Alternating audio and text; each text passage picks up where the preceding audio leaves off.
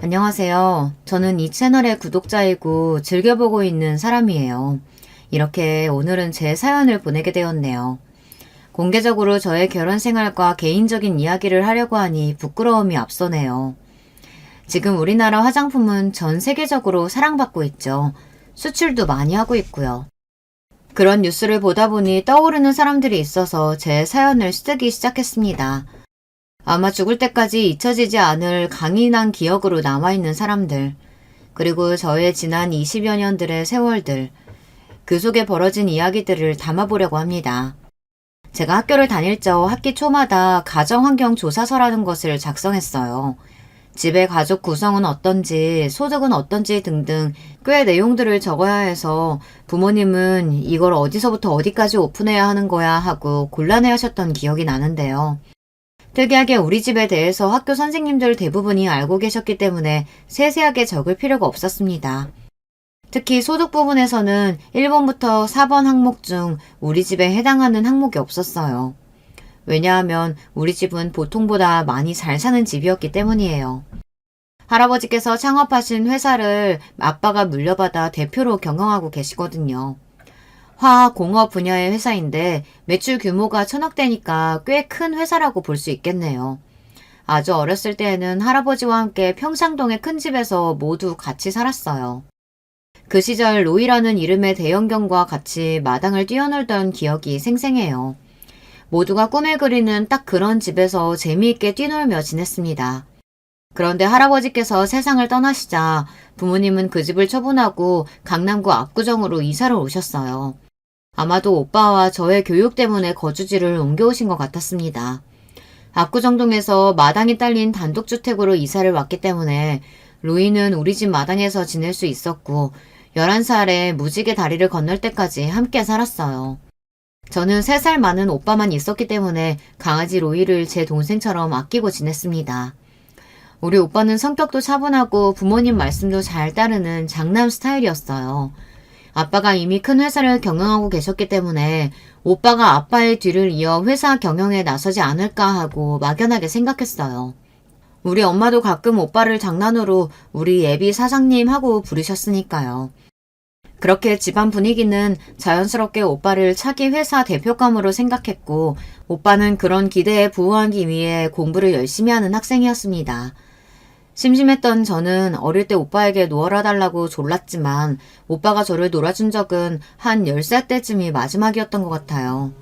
늘 책상에 앉아서 공부하는 뒷모습이 오빠에 대한 어릴 적 기억 대부분이었죠. 오빠는 열심히 공부하던 끝에 고려대학교 경영학과에 입학했습니다. 하지만 대학교에 가서부터 오빠는 사람이 달라졌어요. 매일같이 밤늦게 만취해서 집에 들어오고 말투도 짜증이 가득해졌어요. 청소년기에 되어 안 하던 반항을 부리고 가끔 하루 이틀씩은 외박도 했어요. 아마 부모님은 뭐 하나 부족함 없이 잘 살아온 오빠의 뒤늦은 반항이 이해되지 않았을 것 같아요. 말 잘 듣던 장남이 갑자기 돌변하니 얼마나 걱정되고 심려가 되셨겠어요. 하지만 언젠가는 제자리로 돌아오겠거니 하며 오빠를 믿고 기다려주셨어요. 그리고 오빠가 대학교 3학년이 되니 부모님께 솔직하게 고백했습니다. 아버지, 사실 저는 어려서부터 다른 꿈을 갖고 있었어요. 그동안 제가 회사 경영을 맡아서 할 거라는 기대를 갖고 계신 걸 알기에 차마 말씀을 드리지 못하고 제 마음을 모른 척 살아왔습니다. 하지만 더 이상 저는 버티기 어려워요. 아무리 경영을 공부해본들 머릿속에 들어오지도 않거니와 제 학점을 좀 보세요. 이렇게 점수가 바닥을 기어다닐 만큼 저는 경영학과에 맞지 않습니다. 이런 제가 아빠의 회사를 어떻게 맡을 수 있겠어요? 저는 제 그릇을 잘 알고 있어요. 차라리 저보다 동생인 윤미가 더 적합할 수도 있겠습니다. 오빠의 말에 저는 깜짝 놀랐어요. 제가 회사 경영을 한다는 생각을 해보지도 않았어요. 듣고 계시던 아빠는 크게 한숨을 쉬고 물어보셨습니다. 그럼 윤성이 네가 그렇게 하고 싶다는 일이 뭐냐? 네, 저는 작곡가가 되고 싶습니다. 혼자서 작곡 연습도 열심히 해서 관련 공부도 해왔어요. 이제 유학을 가보려고 해요. 그저 취미로 하는 게 아니라 제대로 작곡가의 길을 가고 싶어요. 그 뒤로 오빠는 부모님과 상의한 끝에 작곡 공부를 하기 위해 영국 유학을 떠났습니다. 그렇게 갑자기 오빠의 진로가 바뀌었고 믿고 있던 경영 후계자가 없어졌으니 엄마의 걱정은 크셨습니다. 아빠는 내가 아직 젊고 건강하니 힘 닿는 데까지 회사를 운영하면 되겠지라고 하시며 담담하게 받아들이셨어요. 그런가 하면 저는 기자가 되고 싶어서 언론 홍보학과를 전공했습니다. 그리고 대학교를 다니다가 우연한 기회로 대기업에서 인턴 경험을 쌓게 되었어요. 이를 계기로 졸업 후 어떤 회사의 영업 마케팅 부서에 취직하게 되었습니다. 제 계획과 다른 일이었지만 회사 일은 생각보다 재미있었어요. 저는 열정을 갖고 일하는 신입사원으로 눈도장을 찍혀 회사에 촉망받는 인재상까지 받으며 회사에서 성공 가도를 달리고 있었죠. 제가 다니는 회사는 IT 분야의 성장세를 타고 있는 대기업이었고 아빠의 회사는 화학 분야 중견기업이었지만 기업의 생리란 매한가지니까요. 자주 아빠와 회사 일에 대한 이야기를 나누며 조언을 듣게 되고 직원 입장이 아니라 오너의 입장에서 바라보는 안목도 키울 수 있었습니다. 아마 그래서 회사에서 저를 좋게 더욱 평가해 주셨던 것 같아요. 보통 제 나이의 젊은 여자들은 한참 연애에 목을 맸지만 저는 왠지 연애에 별로 관심이 가지 않았어요.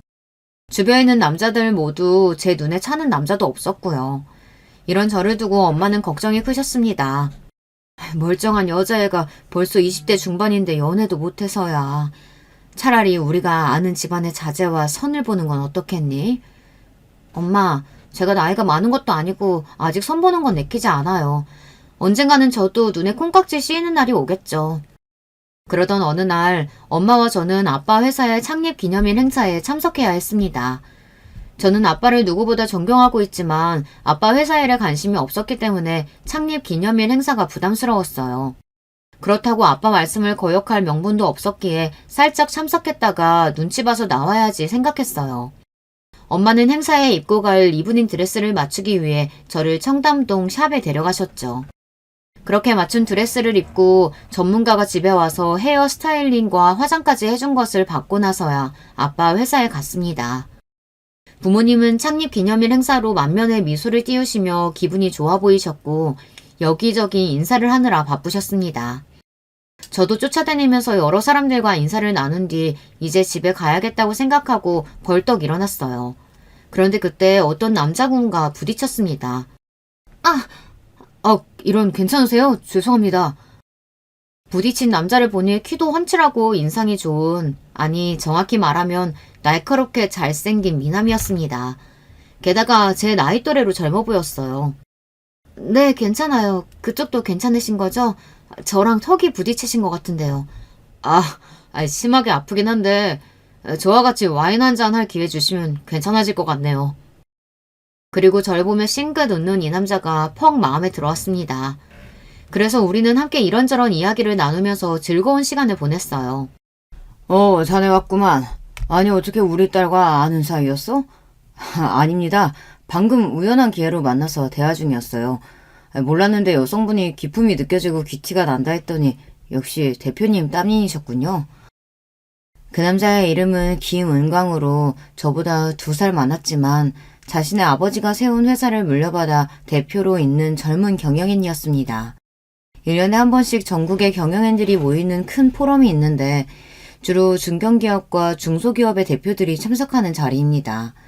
그곳에서 아빠는 기조연설을 한 적이 있었고 은가 씨는 아빠의 팬이라 찾아와서 책에 사인을 받고 아빠와 가끔 만나고 싶다고 적극적으로 나선 겁니다. 젊고 패기 있는 은광 씨를 아빠는 흡족하게 보았어요. 그리고 이번 창립 기념일 행사에 초대까지 하신 겁니다.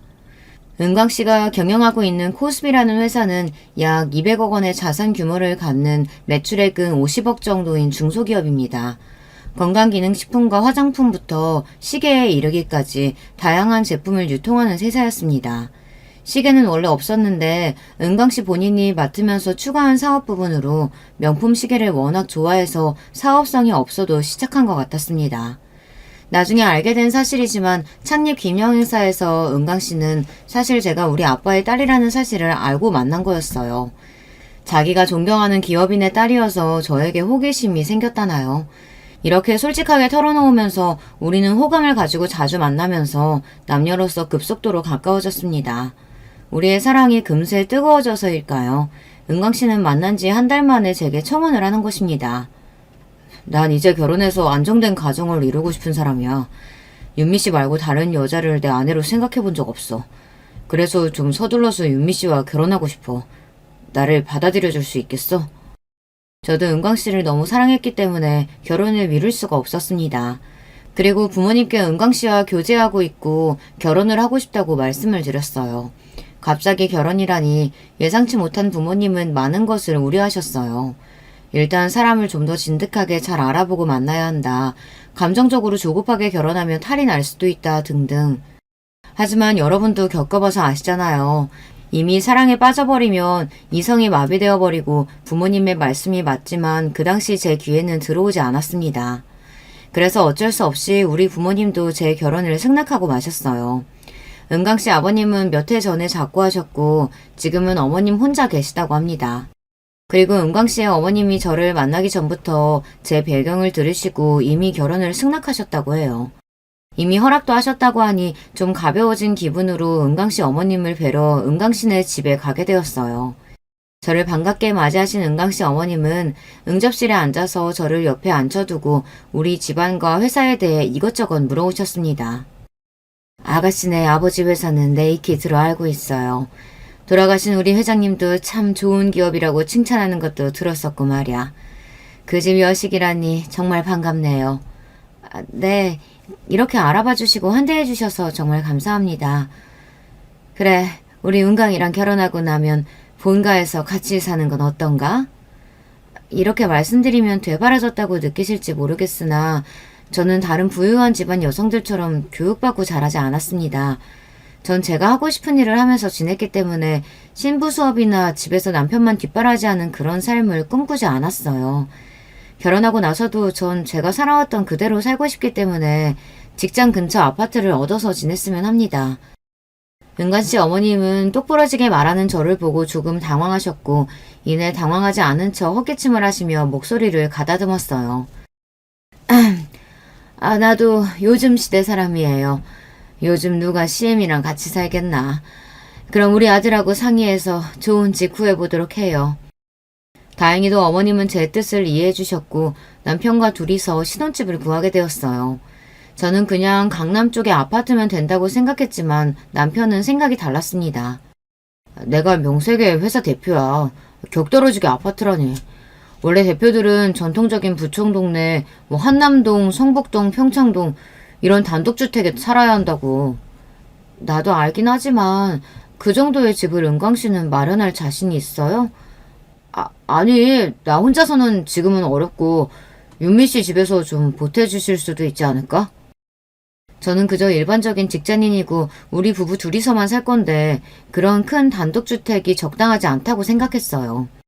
좋은 집에서 살면 물론 좋겠지만 그런 곳은 100억도 넘는 고가인데 아무리 남편이 회사 대표라고 해도 그런 집을 쉽게 사기는 어려울 것입니다.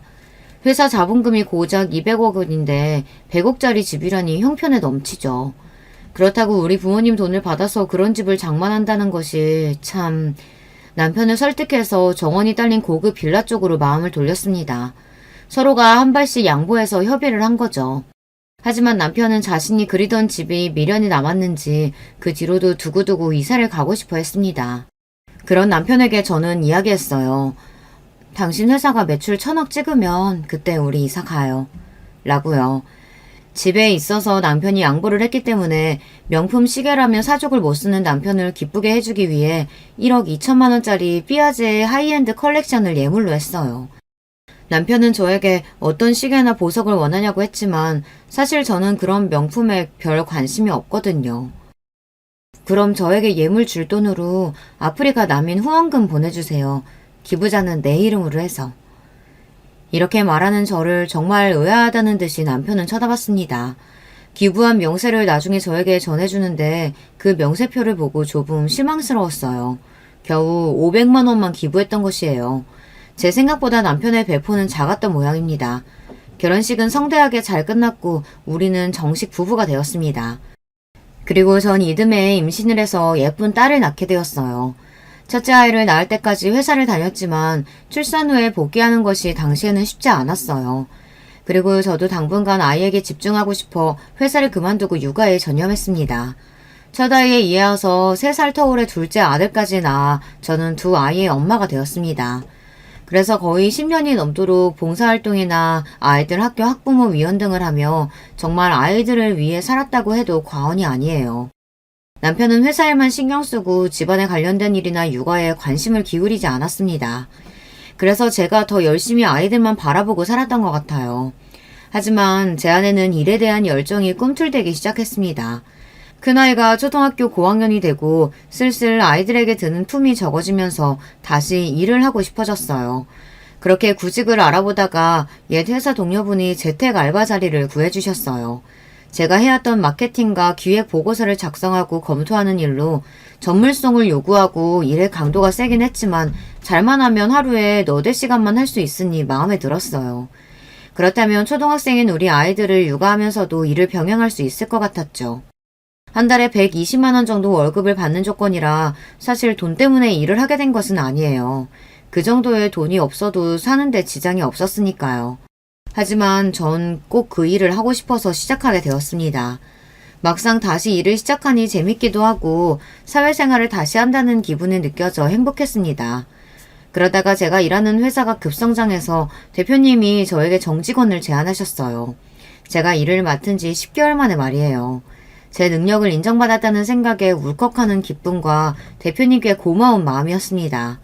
하지만 아직 초등학교 2학년인 아들이 눈에 밟혀 출퇴근하는 일이 고민되었습니다. 게다가 남편은 제가 일을 하는 것을 반대했어요. 꼴랑 200만 원 번다고 애들 내팽개치고 유부녀가 뭐하는 짓이냐며 시모는 저에게 혀를 끌끌 차댔죠. 고민하던 끝에 전 우리 아빠와 이 일을 상의하기로 했어요. 아빠라서가 아니라 회사 대표 입장에서 윤미 너는 충분히 능력 있는 인재다. 10년 넘게 애들한테 공 썼으면 이제 네 캐리어 위에 투자해도 좋지 않겠어? 너는 아마 일하지 않고는 못 살 것 같은데 어떠냐? 아빠가 정확히 보셨어요.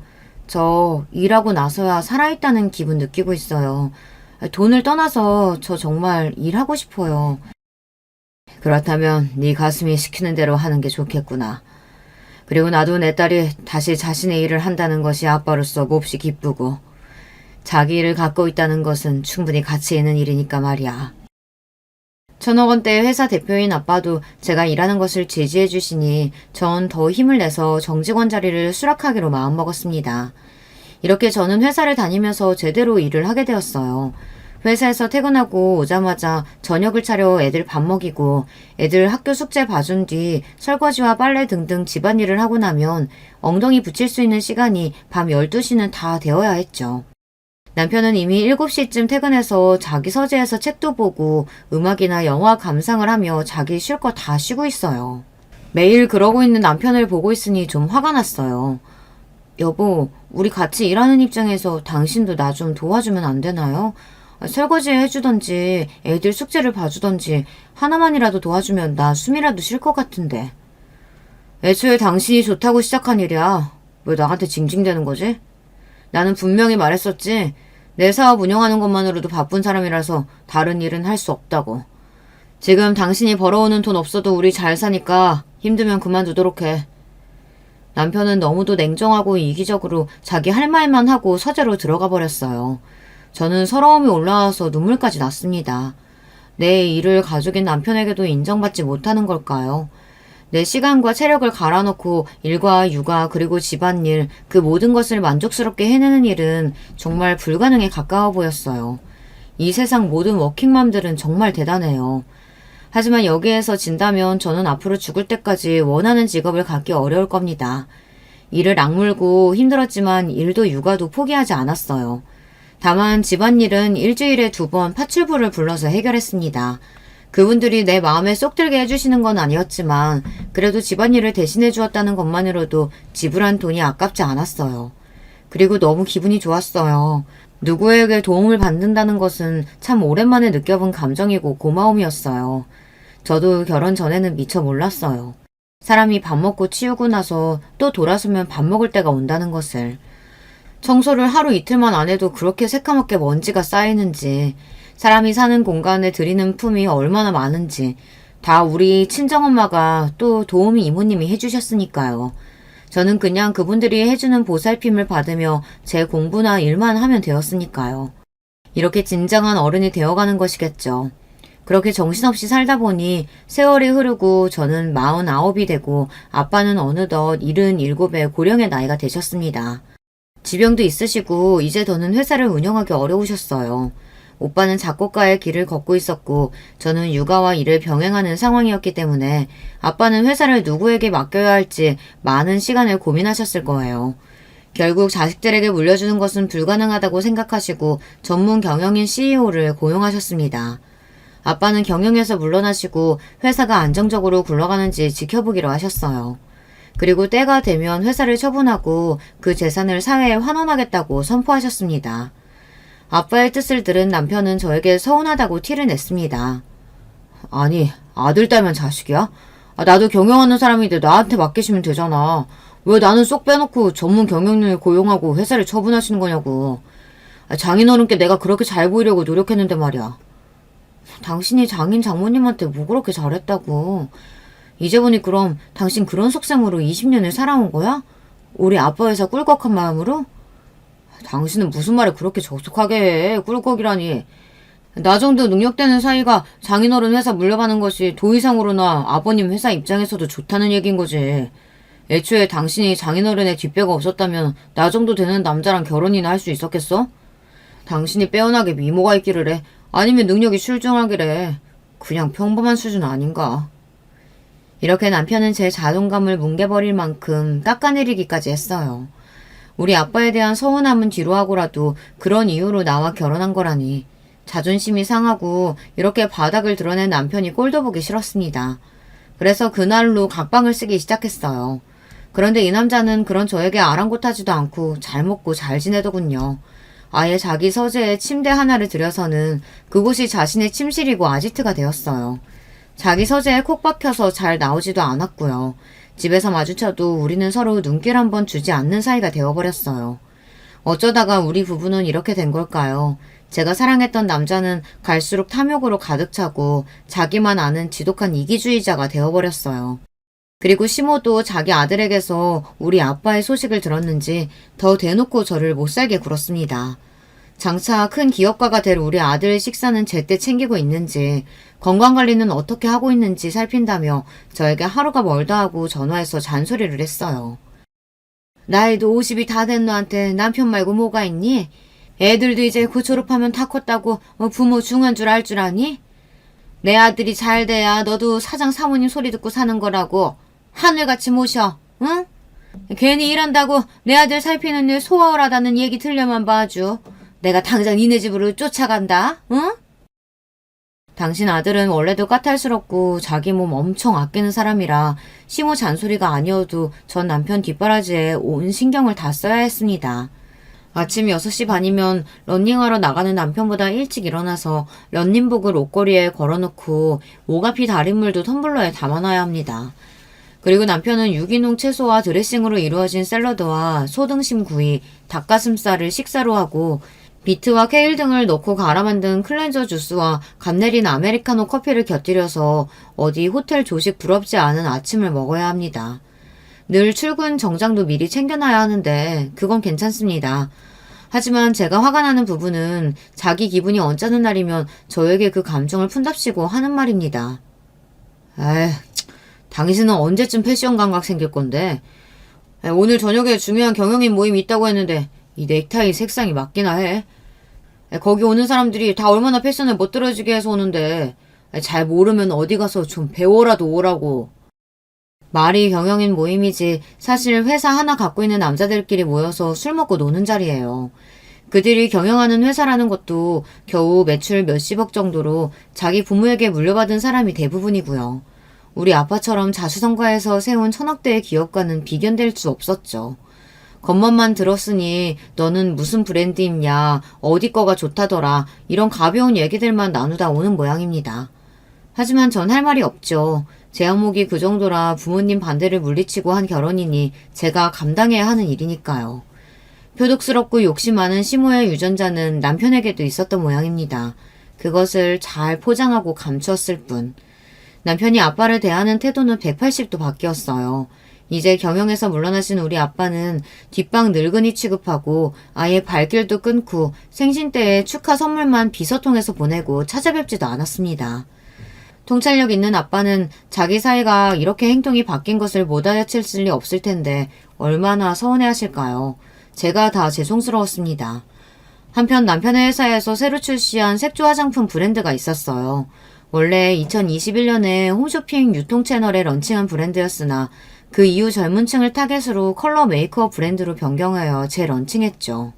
출시와 동시에 연일 뜨거운 고객 반응이 왔고 그중 어떤 립 제품은 출시 한 달 만에 초도량이 전량 품절되고 재차 오더가 들어갈 정도로 대박을 친 거예요. 남편은 이 반응 호조를 아시아 전역으로 확장하고 싶어 했어요. 그리고 본격적으로 해외 시장을 목표로 전개해 나갈 계획을 갖고 있었습니다. 이 때문에 머리에 원형 탈모가 올 정도로 고심하고 있는 남편을 돕고 싶었습니다. 저는 고민 끝에 아빠에게 이 일을 말씀드렸고 혹시 중국이나 일본 쪽에 일을 도와줄 회사가 있는지 여쭤봤어요. 사실 아빠에게 남편의 사업을 도와주십사 부탁을 드린 건 처음이었기 때문에 좀 망설여졌어요. 하지만 이 기회는 제가 볼 때도 놓치기 아까운 기회였으니까요. 아빠는 여러 곳에 의사를 타진하고 애를 쓰신 결과 일본의 한 회사가 남편의 회사에 관심을 보인다는 긍정적인 소식을 전해오셨습니다. 그리고 아빠가 힘을 썼다는 사실을 비밀로 하고 그 일본 회사는 무려 100억 규모의 일본 총판 계약을 체결하겠다는 의사를 남편 회사에 보냈습니다. 그리고 3개월 뒤부터 일본 전역의 남편 회사에 온라인 오프라인 매장을 런칭하기로 했습니다. 이미 한류가 일본을 비롯한 전 세계에서 점점 더 영향력이 강해지고 있으며 우리나라 뷰티 산업에 대한 해외에서의 인기가 높아진 것도 그 배경이 될 수 있을 것입니다. 이 일로 남편은 잔뜩 고무되었어요. 이제 나는 글로벌로 뻗어나가는 세계적인 화장품 유통회사의 대표야. 이런 자신감으로 들떠 있었고 덩달아 시모도 많이 기뻤을 겁니다. 제가 회사 일로 홍콩에 출장을 와 있는 동안 남편 그리고 시모와 통화하면서 그런 느낌을 받았거든요. 남편도 시모도 이 큰 계약건에 대해 저에게 이야기하지 않았지만 기분이 아주 업되어 있다는 건 저까지 기분이 좋아졌습니다. 제가 아빠에게 부탁드려서 성사된 계약이라는 사실을 굳이 거기에 얘기하고 싶지 않았어요. 이렇게 가족들이 아주 기뻐하고 있었으니 이것만으로도 저는 내심 좋았습니다. 그렇지만 그들을 가족으로 여기고 잘해주었던 것은 그저 저 혼자만의 마음이었어요. 바로 그때 남편과 시모는 저와 다른 마음을 먹고 있었던 거예요. 제가 한국으로 귀국해서 집에 돌아오던 그날에서야 그것을 알게 된 거죠. 어쩐 일인지 미리 연락도 없이 공항에 남편이 저를 마중 나와 있었어요. 여보, 나 마중 나와준 거야? 너무 기분 좋다. 당신이랑 갈 데 있어서 데리러 왔어. 일단 차에 타자. 그리고 남편은 운전기사에게 시댁에 있는 한남동에 가자고 했어요. 갑자기 시댁에는 왜? 어머니께 무슨 일 있으신 거예요? 엄마가 당신하고 나한테 할 말이 있으시대. 그런가 보다 하고 있는데 왠지 남편은 조금 긴장하고 딱딱한 태도로 앉아 있었어요. 그때부터 조금씩 이상한 예감이 들었습니다. 분명 큰 계약을 성사하고 잔뜩 기분이 들떠 있어야 맞는데 왜 나에게 그 이야기를 한 번도 꺼내지 않는 걸까? 그리고 무슨 큰일을 앞두고 있는 사람처럼 긴장하며 시댁에 가고 있는 걸까? 이윽고 시댁에 도착해서 집에 들어가니 시모는 소파에 앉아서 저희를 기다리고 있었습니다. 어머님, 저 홍콩에 출장 다녀왔어요. 잘 지내셨죠? 그래, 할 얘기 있으니 여기 앉아봐라. 무슨 얘기길래 어머님도 잔뜩 긴장해 있는 건지 궁금해하며 자리에 앉았는데 어머님은 입을 떼기 시작했죠. 그리고 10분도 되지 않아서 저는 눈물바람으로 시댁에서 나오게 되었습니다. 엄청난 분노와 상실감을 안고서 말이죠. 내가 그동안 하진애미에 대해 참 불만이 많았어. 우리 아들과 격이 맞지 않는다는 점도 그렇고 저번에 너희 아버지 경영 정리하실 때도 말이다. 사위랑 우리 집을 무시해도 유분수지. 왜 우리 아들한테 회사 물려주지 않고 멋대로 회사를 처분하려고 하시는 거지 말이야. 어머님, 그건 말씀이 지나치시네요. 그 회사는 우리 아버지 거고 어머님이나 남편이 참견할 일도 아니라고 생각합니다. 이것 좀 봐라. 아주 기고만장한 년 같으니라고. 뭐라고 하셨어요? 지금 년이요? 시몬은 이제 자기의 속내를 저에게 투명하게 드러내기 시작했습니다. 고상한 척 어쩌고 하더니 저에게 욕부터 하기 시작했어요. 그동안은 천억대 회사 대표로 있는 아버지 딸이고 해서 내가 아주 많이 참고 살았다만 뭐 이제 너희 아버지가 유산도 자식들에게 안 물려주고 사회에 환원한다지? 무슨 재벌 대기업이라 되는 듯 쇼는 노블리스 오블리제? 뭐 그럼 넌 이제 끈떨어진 갓신세야. 우리 은광이랑 나는 마음 정했다. 너는 그 길로 짐 싸서 집에서 나가주면 좋겠구나. 금방 이혼 협의 서류 보낼 테니까 거기에 사인이나 똑바로 해서 보내거라. 청천벽력 같은 소리를 들은 저는 이해가 가질 않아 놀란 눈으로 남편과 시모를 번갈아 보았습니다. 지금까지 잠자코 있던 남편은 저에게 아주 냉담한 얼굴을 하고 말했어요. 엄마 말씀 그대로야. 우리 회사도 잘 나가는 마당에 내가 왜 당신 같은 여자랑 계속 살아야 하지? 내가 지금까지 살면서 당신한테 무슨 잘못했어요? 바람을 피웠나요? 재산을 못 모았나요? 나는 애들도 둘이나 낳고 지금껏 저렇게 잘 키웠어요. 게다가 결혼할 때 내가 당신보다 더 많은 돈을 들고 왔고요. 그런데 왜 내가 뭘 잘못했다고... 전 믿을 수가 없었죠. 얘가 이렇게 멍청하다니까. 말귀를 못 알아먹어. 내가 아주 자세히 설명해주지. 우리 회사가 일본에서까지 진출해서 100억이다 되는 계약을 따냈어. 어디 그뿐이겠니? 앞으로 미국이든 유럽이든 아주 쭉쭉 나가서 대기업이 되겠지. 그렇게 앞길 창창한 내 아들이 계속 너 같은 별 볼 일 없는 여자를 옆에 두면 성공하겠니? 더 빵빵한 집안 여자들이든지 해야겠지. 전 이제야 조금씩 이해가 갔습니다. 그러니까 100억 계약으로 이들은 금방이라도 대기업이 될 것 같은 희망으로 저를 내치고 더 좋은 조건의 여자를 새로 맡겠다는 속셈이었죠. 너무 억울하고 원통했습니다. 사람들이 이렇게 은혜도 모르고 바로 얼굴을 바꿔서 배신할 수 있는 걸까요? 할 말이 참 많았지만 저는 금방이라도 그들 앞에서 눈물을 보일 것만 같아 그대로 나와버렸습니다. 나가는 저를 보고 하하호하 웃고 있는 남편과 시모를 뒤로 한 채 말이죠. 시댁을 나와서부터 저는 미친 여자처럼 한참을 걸어다녔어요. 가슴이 터질 것 같았고 머리는 지끈거려서 어디에 가만히 있기가 힘들었어요. 그렇게 정처 없이 한강 쪽으로 걷다 보니 저의 지난 세월이 보였습니다. 눈에 콩깍지가 씌어서 남자 하나 바라보고 결혼했다가 제 젊은 시간들은 이제 다 지나가 버렸네요. 허망한 마음뿐이었습니다. 너무 괴롭고 억울해서 한강물에 뛰어들까 하는 바보 같은 생각도 잠깐 했죠. 그렇지만 내가 왜? 저 나쁜 남편과 시모가 아니라 왜 죄 없는 내가 죽어야 하지? 그리고 우리 애들은 어쩌고. 저렇게 썩어빠진 인성을 가진 아비와 할머니 밑에서 우리 애들이 무엇을 배우고 또 새어머니 밑에서 얼마나 구박을 받겠어요. 저는 아이들을 생각해서라도 힘을 내어 싸워보기로 마음을 먹었습니다. 저와 함께 남편과 시모를 응징해줄 수 있는 사람은 단 한 사람, 바로 우리 아빠였습니다. 저는 택시를 잡아타고 친정집으로 갔습니다. 갑자기 연락도 없이 온 저를 보고 엄마는 반가워했어요. 하지만 이내 제 모습과 표정을 보고 어떤 사단이 났다는 직감이 드셨는지 걱정하기 시작하셨죠. 엄마, 아빠 어디 계세요? 나 두 분께 드릴 말씀 있어요. 아빠는 원해실에 계실 것 같아. 엄마랑 같이 가자꾸나. 원해실에서 화초를 가꾸고 계신 아빠는 저를 보고 반갑게 인사하셨어요. 하지만 전 잔뜩 굳은 얼굴로 아빠에게 긴히 드릴 말씀이 있다고 했고 우리는 거실로 옮겨와서 전 이야기를 시작했습니다. 그동안 시댁에서 겪은 이야기들, 남편이 아빠의 회사를 노렸다는 것, 그리고 얼마 전 따낸 계약 이후 시모와 작당하고 저를 내쫓겠다고 한 것까지 모두를요. 아빠의 얼굴 표정은 갈수록 굳어지고 엄마는 어머머 말도 안 돼 하며 믿기지 않는다는 듯이 놀라하셨어요. 그래서요. 전 그 집과 인연을 끊기로 결정했어요. 아빠와 엄마 생각은 어떠세요? 당연하지. 네가 어느 집안 딸인데 그런 사람들과 살게 두겠니? 아빠도 네가 이혼했으면 싶구나. 이제와 말하는 거지만 네가 처음 김서방 데려왔을 때 그 집 회사 규모가 작고 별 볼 일 없어서 반대했던 것만이 아니란다. 회사밥 먹다 보면 사람 보는 안목이라는 것이 생겨.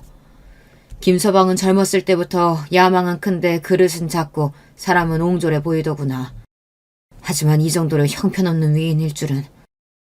내가 회사 정리하는 부분에서 서운함이 있을 것 같아 네 부탁받고 크게 도와주었건만 우리 덕인 줄도 모르고 자기 본색을 드러내었구나.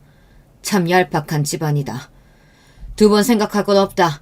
너는 당장 우리 회사 법무팀장 변호사 연결해 줄 테니까 김서방하고 이혼 준비해라. 이 아비는 다른 방식의 응징을 고민해보마. 아빠는 이 말씀을 하시면서 분이 풀리지 않으신지 소나기로 무릎을 꾹 잡고 계셨죠. 어찌나 셌던지 부들부들 떨리는 것이 눈에 보일 정도였어요. 저 두 분께 정말 잘못했습니다. 제가 불효녀예요. 애초에 반대하시는 결혼하는 게 아니었는데 이런 결말밖에 보여드리지 못해서 정말 죄송해요. 저는 참회하며 두 분 앞에서 눈물을 흘렸습니다. 제일 먼저 저는 아이들이 놀라지 않게 상황을 잘 설명해야 했기에 다음날 딸 하진이에게 만나자고 하고 대학교 앞에 갔습니다. 우리 딸은 긴 생머리를 휘날리며 학교 앞 카페 안으로 들어왔어요.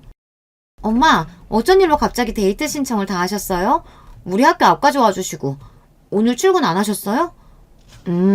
엄마 휴가 내고 왔어. 중요한 일을 처리해야 하는데 그 전에 우리 딸한테 보고하기 위해서 왔지. 무슨 일이실까? 하진이는 엄마 믿지? 엄마의 든든한 아군 맞지?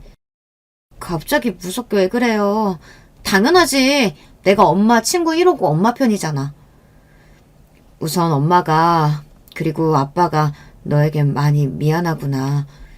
사실 엄마는 아빠와 헤어지기로 결심했어. 그리고 하진이는 놀랐지만 이내 크게 당황하지 않기로 마음을 먹었는지 비교적 차분하게 제 이야기를 들어주었어요. 엄마가 사실 외할아버지께 부탁해서 아빠의 회사 일을 크게 돕고 있었단다. 이번에 큰 계약건이 성사되자 너희 아빠와 할머니는 엄마 보고 집에서 나가라며 내쫓더라. 회사가 잘 될 것 같으니까 엄마랑 이혼하고 다른 여자랑 재혼하고 싶었나 봐. 이건 사람으로서 먹을 마음이 아니지 않니? 그래서 엄마는 아빠와 이혼하고 외할아버지께서 그 집에 복수하실 것 같아. 하진이는 잠시 복잡한 생각을 정리하는 듯 침묵을 가졌고 잠시 뒤 저를 따뜻하게 보며 이야기했어요. 엄마가 그동안 아빠와 할머니한테 서운함이 있었는데도 우리 때문에 참고 산 거 다 알고 있어요. 우리 아빠기는 하지만 가끔 너무 이기적일 때가 있는걸. 엄마 같은 일 당했다면 나라도 같이 못 살아요. 아니, 당장이라도 복수하고 싶을 거야. 난 엄마 결정 무조건 존중하고 그대로 따를 거예요. 그러니까 나랑 선진이 걱정하지 마시고 꼭 결심대로 하세요. 이렇게 우리 딸은 어른스럽게도 저를 믿어주고 지지해 주었습니다. 자식 입장에서 부모의 이혼이 얼마나 충격적이고 받아들이기 힘든 일일지요. 그럼에도 불구하고 우리 딸은 절 이해해 주었어요. 제가 남편과 결혼을 잘했다고 느낀 단 한 가지는 바로 우리 아이들 뿐이네요. 저는 집에 들어가서 저와 성진이의 짐을 간단히 싼 뒤 아버지 운전기사편에 보내놓았습니다. 그리고 주말에 아들 성진이가 외고 기숙사에서 나와 집에 오자마자 아이를 데리고 나왔습니다. 함께 나오면서 아들은 좀 당황한 듯 했지만 이미 알고 있는 눈치였어요. 아마도 누나를 통해 모든 이야기를 들었을 테죠. 엄마, 저는 외가댁으로 가는 건가요? 너만 괜찮다면 그게 좋을 것 같아. 시간이 조금 걸리겠지만 너희 학교 근처에 오피스텔이나 아파트 얻어줄 수도 있다. 아니에요. 주말에만 지낼 집인데 그렇게까지 할 필요 없을 것 같고 전 외가댁에서 지내는 것이 좋아요. 그리고 성진아, 엄마가 할 이야기가 있는데. 성진이는 빙그레 웃으며 제 말을 막았습니다. 엄마가 무슨 말씀 하실지 저 다 알고 있어요. 누나하고 이미 같은 이야기 끝냈고요. 만약 부모님 중에 선택해야 하는 상황이라면 저도 엄마와 함께 하고 싶어요. 그러니까 엄마 꼭 이기세요. 그렇게 우리 아들 성진이도 저를 지지해주기로 했습니다. 못난 아비 어미를 이해해주는 우리 아이들에게 너무 고마울 뿐이었어요. 내 아이들만 저와 함께 있어준다면 저는 이혼도 복수도 두려울 것이 없었습니다. 저는 이제 공격적으로 남편에게 이혼 청구 소송을 진행하기로 했습니다. 첫째, 두 아이의 친권과 양육권은 제가 가져올 것. 둘째, 집과 부동산, 남편의 회사 지분을 포함한 모든 재산은 반으로 분할해서 나눌 것. 이렇게 두 가지의 조건을 내세우니 남편 쪽도 이에 응하지 않고 소송을 진행하게 되었습니다. 길고 긴 진흙탕 싸움이 되겠지만 저는 그들이 어떻게 나오든 다 받아들이고 대갚아줄 자세가 되어 있으니 두렵지 않았어요. 한편 우리 아빠는 남편 회사와 계약을 맺었던 일본 화장품 회사 대표를 만나러 직접 일본에 다녀오셨습니다. 그리고 은퇴하신 뒤 오랜만에 정재계 인사들을 만나고 다니시는 것 같아 보였어요. 저는 우리 아빠가 하시는 일은 믿을 수 있기 때문에 구체적으로 어떤 계획을 하고 계신지 구태여 여쭤보지 않았어요. 남편과 별거에서 지낸 2달이 지난 어느 날 누군가 우리 집 현관에서 다급히 벨을 눌렀습니다. 급히 찾아온 사람은 바로 남편이었습니다. 땀까지 흘려가며 다급히 저와 장인어른을 뵙겠다며 찾아온 것이었어요. 당신이 여기 무슨 일이에요? 여보, 제발 나 용서해줘. 나는 그동안 정말 몰랐어. 당신하고 장인어른이 뒤에서 우리 회사 위에 여러 가지 힘써줬던 거 말이야. 제발 이번 일도 도와주면 안 될까? 어? 전 영문을 모르겠어서 아무 말도 못하고 가만히 서 있었고 그때 헛기침을 하며 우리 아빠가 나오셨어요. 자네가 내 집에 당당히 찾아올 처지는 아닌 것 같네만 마지막이라는 마음으로 설명해주겠네. 아마 일본 회사에서 계약 파기하겠다고 나왔을 게야. 그렇지? 그리고 그 계약 맺어준 것도 깨지게 한 것도 모두 내가 한 일이라는 걸 알고 뒤늦게 알고 찾아온 걸 테고. 맞나? 네, 맞습니다, 장인어른. 제가 정말 잘못했습니다. 한 번만 용서해 주시고 그 계약 파기 막아주십시오. 그 계약 위해서 회사 자산 모든 것을 담보로 대출받고 많은 인력과 자금 투입해서 준비했습니다. 그런데 일본에 진출 며칠 앞두고 이렇게 갑자기 상황이 바뀌면 우리 회사 정말 큰일 납니다. 대출받은 은행에서는 앞다퉈서 자금 회수하려고 할 거고 투자자들은 등 돌리겠죠. 그러면 진짜 부도까지 날 수 있는 어려운 상황이에요. 알고 있네. 네? 난 자네가 경영한 세월의 몇 배의 시간 동안 그 회사 10배나 되는 규모의 회사를 경영해왔어. 내가 이런 상황도 내다보지 못하고 지금까지 일을 벌였을 것 같나? 계약 파기도 자네가 내 딸 내쫓은 그날 바로 할 수 있었지만 왜 지금 했겠나? 바로 이렇게 자네 회사가 망해가는 꼴을 보기 위해서 기다린 거라네. 기업 경영자는 말일세. 따뜻한 심장을 갖고 냉철한 머리로 해야 하는 걸세. 근데 자네는 그게 뒤바뀌었어. 눈앞에 작은 이익을 쫓느라 정말 귀중한 것들을 놓치고 아니 내버리고 살아왔지. 어디 우리 딸뿐이겠나? 그동안 자네와 거래해온 업체들 그리고 함께 일했던 직원들 모두 단물만 빨아먹고 버렸겠지. 지금 자네 회사의 평판은 바닥이고 아마 이렇게 어려울 때는 더더욱 그들이 적에 대해서 나타나게 되겠군. 회사가 문을 닫더라도 억울해 마시게 다 자네가 해온 업보일 걸세. 역시 우리 아빠는 대단한 분이셨어요. 모든 것은 아빠의 커다란 계획 아래 있었고 그리고 아빠의 계획대로 남편은 파멸 바로 직전에 있게 되었습니다. 아버님 아주 독하고 못된 분이시네요. 그래도 한때 가족이었고 내가 해드린 정성이 있는데 내 회사를 이렇게까지 망가뜨린다고요? 그래, 말 잘했네. 가족은 달라야 하지. 그래서 자네도 조강지처 어떻게 했는가? 자네는 자기 아이들에게 그리고 장인 장모에게 진심으로 대했냔 말이야. 남편은 처음으로 호통치는 아빠의 모습에 겁을 먹어서인지 아니면 진짜 할 말이 없는지 아무 대답도 못했습니다. 내가 우리 회사 내 혈육에게 물려주지 못하는 상황에서 자네를 왜 안 떠올렸겠는가? 하지만 난 이미 자네가 어떤 인간인지 알고 있었네. 아마 내 회사를 자네 손에 쥐어줬다면 우리 딸은 물론이고 나와 회사까지 가만 안 뒀겠지. 그리고 힘들게 일궈온 내 소중한 회사 얼마 못 가 문 닫게 만들었을 게야. 만약 회사가 승승장구할 때 가족을 소중히 여기고 고마워했다면 자네 회사는 더 잘 나갈 수 있었을 텐데 진짜 대기업까지 갈 뻔한 기회를 자네와 모친 스스로 뻥 차버린 걸세. 이 믿을 수 없는 이야기에 남편은 입이 떡 벌어져 아무 말도 못하고 넋이 나간 채로 우리 집에서 조용히 나갔습니다. 그와 같은 소용돌이가 지나고 약 1년의 시간이 흘러 지금에 왔습니다. 10여 년 동안 다니던 회사는 성장을 거듭하더니 대표님이 저에게 새로 분사한 법인의 대표 자리를 제안해서 저도 지금 회사에 경영을 하고 있습니다. 제 딸은 대학교를 잘 다니고 있고 이제 고3이 된 아들도 열심히 대입 준비를 하고 있어요. 아들은 외할아버지나 엄마와 같은 경영자가 되고 싶다며 전공도 정했습니다. 이렇게 저와 아이들은 정말 행복하고 충만한 삶을 살고 있어요. 그렇다면 전 남편은 어떻게 되었냐고요?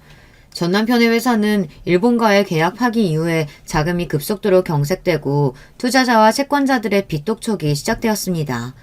애초에 재무 비율도 건전하지 못했기 때문에 이런 악재 하나에도 아주 무섭게 추락해버렸어요. 그리고 1년도 버티지 못하고 전 남편의 회사는 법인 파산 절차에 들어가게 되었습니다. 시부가 힘들게 만든 회사를 자기 아들이 문 닫게 만든 것이죠. 이래서 기업은 자기 아들이라고 자기 핏줄이라고 무턱대고 물려줄 부분이 아닙니다. 정말 그릇이 되는 자에게 회사를 맡겨야 했던 거예요. 그리고 전 남편의 개인 자산, 우리가 살던 고급 빌라와 여러 부동산 주식 등은 파산 절차에서 채무 및 세금 변제 등으로 압류당했습니다. 남편이 살 집도 없어서 시모가 있는 방배동 아파트에 얹혀서 살고 있다고 해요. 그리고 시모는 어떻게 되었을까요? 자기 아들이 금방이라도 대기업 사장이 될 줄 알았는지 동네방네 소문이라는 소문은 다 내고 다니더니 하루아침에 거지 신세가 되고 나니 모든 사회생활을 끊고 집에만 있다고 합니다. 너무 많은 일을 겪다 보니 혈압이 나빠져서 건강도 악화된 채로 집에서 두문분출하고 그저 살고 계시다네요. 이혼하는 과정에서 아들 회사가 망해가는 과정에서 저에게 몇 차례 연락하고 찾아오셨지만 저는 그 얼굴을 두 번 다시 보고 싶지 않았기 때문에 모두 피했습니다. 제가 출장에서 돌아와서 내친 날 그 이후로는 시모의 얼굴을 단 한 번도 보지 않았네요. 물론 앞으로도 보고 싶지 않아요. 이혼 소송은 끝나가고 있고 결과는 잘 마무리될 것 같아요. 남편의 재산 가치가 처음 소송을 제기했을 때와 많이 달라졌기에 재산 분할은 의미가 없어지고 양육권만 가져오면 되는 상황이에요. 아마도 양육권은 당연히 저에게 올 것으로 예상됩니다. 설령 잘못된다고 한들 아이들이 스스로 자기 아빠에게 갈 일은 더더욱 없고요. 그렇게 남편과 시모의 인생은 한순간에 망해버렸습니다. 제가 그들에게 20년 넘게 시달리고 끝내 버림받았기에 동정심도 생기지 않았습니다. 지난달에 남편은 저에게 아빠 회사에서 일할 수 있게 해달라고 부탁했지만 어떤 식으로든 저는 남편을 마주하고 싶지 않았어요. 대신에 다른 회사의 일자리를 알아봐 주었습니다. 50대에 남편이 할 수 있는 일은 사실 많지 않았기 때문에 그 자리를 덥석 물어서 다니고 있는 모양입니다. 그리고 저의 결혼 생활은 이렇게 끝나버렸어요. 제 사연이 여러분께 재미있고 유익했는지 모르겠습니다. 저의 장문 실력이 프로에 미치지는 못하지만 그저 사는 이야기로 들어주셨으면 좋겠습니다. 그럼 오늘도 여러분에게 행운이 가득하시길 빌며 저는 여기에서 인사드릴게요. 안녕하세요. 저는 60대로 접어든 나이가 든 여성이에요. 남편과 만나서 결혼했던 시기도 또렷하게 기억이 나는데요. 사실 저는 원래 결혼을 약속했던 남자가 따로 있었습니다. 21살의 나이에 처음 만났던 상대였지요. 3년을 꼬박 만난 끝에 결혼이라는 결실을 보려고 했어요. 지금은 30대에 결혼하는 게 너무 흔하지만 그때는 여자 나이 20대 중반이면 대다수가 결혼했습니다. 제 주변도 그러했기 때문에 전 당연히 결혼을 꿈꾸고 있었고요. 그런데 결혼을 준비하던 중에 모든 것이 무산돼 버렸어요. 파혼이라는 고상한 단어를 쓸 것까지도 없는 완벽하게 허무한 무산이었습니다. 다른 여자가 있었다니, 그게 무슨 말이에요? 지금까지 나 말고도 다른 여자를 동시에 만나왔다는 거예요? 어떻게 그럴 수가 있어요? 그래놓고 내가 아는 그 여자와 결혼을 한다는 거잖아요, 지금. 사람이 어떻게 이런 치사한 짓거리를 저지를 수가 있어? 미안하다. 내가 정말 미안해. 내 진짜 사랑은 너야. 이것만은 믿어줘. 근데 그 여자가 지금 임신을 해버렸고, 그래서 별 수 없이 그 여자와 결혼을 하게 됐어. 부디 나 용서하지 마. 제가 여러분께 엽줍겠는데요. 그 당시의 사내들 말이에요. 지금의 젊은 청년들보다 말은 정말 번지르르하게 잘했던 것 같지 않나요? 휴대폰이 없던 시절이라 다들 책만 주구장창 읽어서 그런 건진 몰라도 다들 입을 나불대는 솜씨가 기본 이상이었던 것 같네요. 상대가 상황을 그럴싸하게 포장하니까 엄연히 피해자였던 제가 더 이상 찍소리도 못하고 눈물만 뚝뚝 떨궜죠. 그래도 진짜 사랑은 저였다고 하는 그 말에 우습지도 않은 위안을 삼으며 말이에요. 그땐 왜 그랬나 모르겠습니다. 절 아는 모두가 제가 그 남자와 결혼할 것이라 믿고 있던 상황이었어요. 지금보다 보수적이었던 당시였는데 제가 하늘이 안 노래질 수가 없었죠. 마음의 문을 꽁꽁 닫았습니다. 그렇지 않으면 제가 더 상처를 받을 것 같아서 고슴도치처럼 가시를 세우면서 교류를 안 하고 지내게 됐어요. 결혼하기 위해서 제가 나름 바리바리 모았던 돈이 있었는데요. 물론 제 수준이라는 게 있었기 때문에 그리 큰 돈은 아니었고요. 그래도 정말 소중한 자금이었는데 제가 마음의 문을 꽁꽁 닫으며 살던 그 시기에 그걸 모두 친정 식구들에게 다 빼앗겼습니다. 시작은 친정 오빠였는데 꼬리에 꼬리를 물고 다들 벼룩의 간을 빼먹으려고 난리도 아니었죠. 금이야, 너 결혼 없던 일로 되고 나서 딱히 누굴 만나는 것도 아니고 급할 것도 없는데, 아니, 당장 돈 들어갈 때 있는 게 아니라면 나한테 돈 좀만 빌려줄 수 있을까? 나도 금이야. 사실 오빠보다도 내가 더 급해. 우리 사이 좋은 자매 맞지? 돈 빌려주면 내가 이자까지 쳐서 후하게 갚아줄게. 넌 지금 당장 돈 쓸 데 없잖아. 그니까 나한테 빌려주면 나도 좋고 너도 좋은 거지. 그땐 온갖 감언이설에 넘어가서 약간 빌려준다는 느낌으로 돈을 줬는데 그걸로 끝이었습니다. 빌려주는 게 아니라 그냥 주는 셈이 돼버렸죠. 제 형제들 어쩜 그렇게 하나같이 전부 다 돈 빌리고 나서는 입을 싹 씻어버렸는지 모릅니다. 친정 부모님은 형제들 간의 이런 금전적인 문제를 중재하기 귀찮아하셨으니 그저 모르쇠로 일관하셨고요. 그 때문에 제 속이 더 뒤집어졌죠. 가뜩이나 상처 입어서 웅크려 살고 있었는데 이젠 친가족에게까지 뒤통수를 맞으니까 살맛이 안 나더라고요. 그런 와중에 절 버리고 다른 여자와 결혼한 그 남자가 남자아이가 태어나서 화목하게 가정을 꾸리고 살고 있다는 소식을 우연히 접했습니다. 제 억장이 더더욱 무너졌어요. 저는 그 이후로 해가 2번이나 바뀔 동안 남자를 계속 만나지 못했습니다. 그러자 친정 부모님이 슬슬 화를 내셨죠. 하루는 아버지께서 제게 터놓고 말씀을 하시더라고요. 너 이대로 노처녀 귀신 될 때까지 늙어 죽을 셈이야?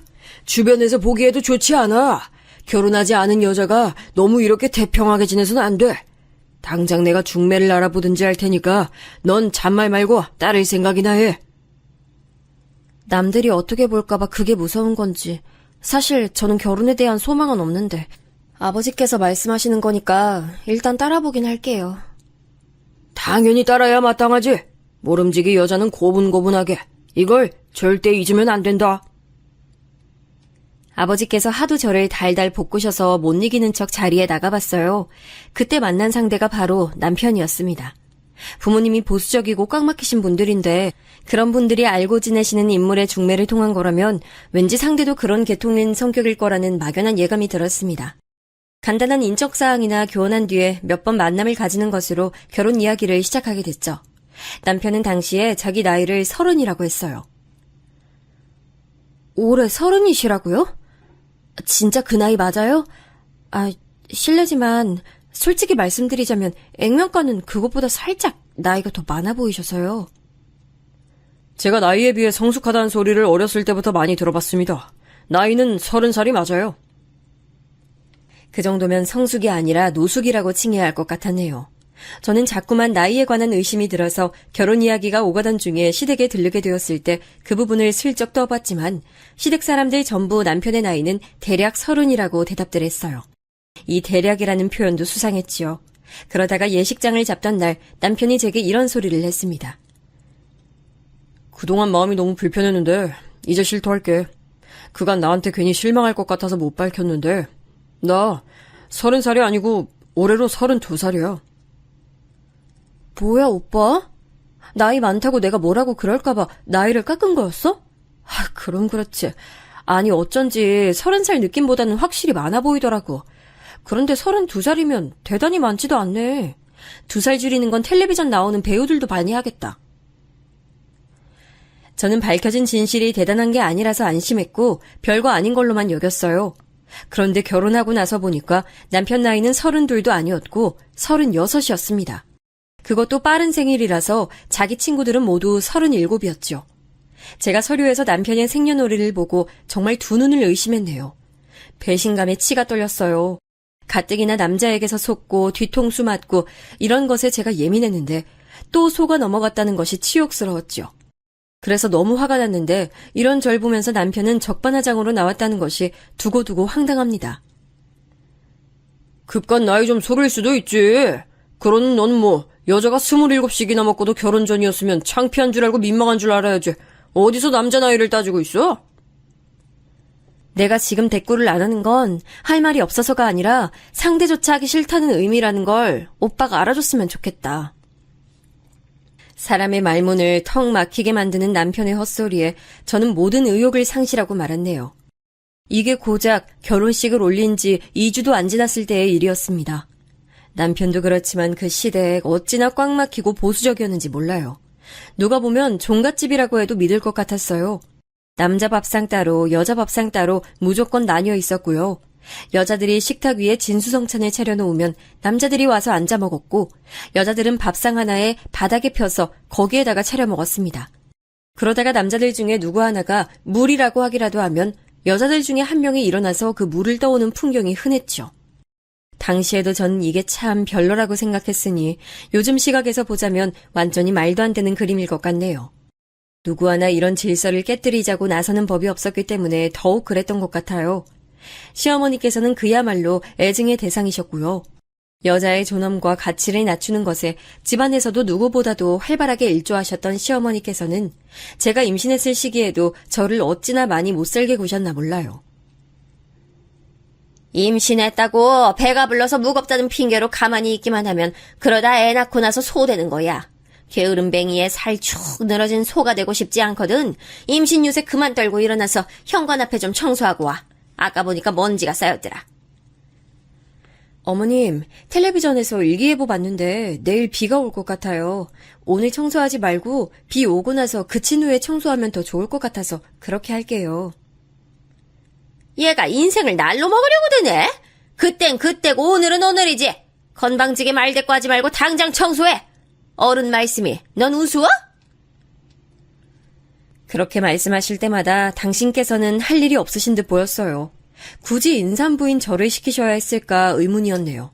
저는 시어머니께서 왜 그렇게 못된 면모를 많이 보이셨을까 궁금하기도 했었는데 시간이 꽤 흐르고 나서 돌아보니 아마도 당신께서 겪으신 것과 보고 배우신 것을 그대로를 그저 답습하신 듯 했습니다.